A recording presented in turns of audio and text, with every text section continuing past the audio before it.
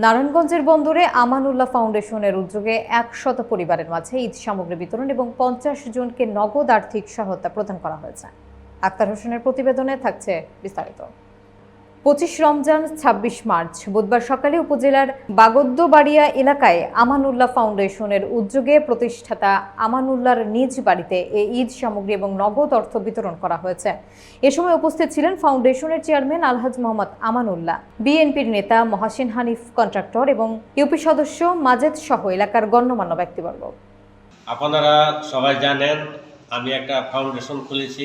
এই ফাউন্ডেশনের নাম হল আমানুল্লাহ আমান ফাউন্ডেশন। এই ফাউন্ডেশনের মূল উদ্দেশ্য হল গরিব দুঃখীর মানুষের পাশে থাকা এবং গরিব দুঃখী মানুষের সেবা করা। প্রত্যেক বছরের ন্যায় এবছরও আমি গরিব দুঃখী মানুষের জন্য ঈদ সামগ্রী বিতরণের ব্যবস্থা করেছি এবং প্রায় ১০০ লোকের মাঝে আমি ঈদ সামগ্রী বিতরণ করেছি এবং আরও ৫০-৬০ জন লোকের আর্থিক সহযোগিতা দিয়েছি এবং বাকি কিছু আছে ওগুলো দিব।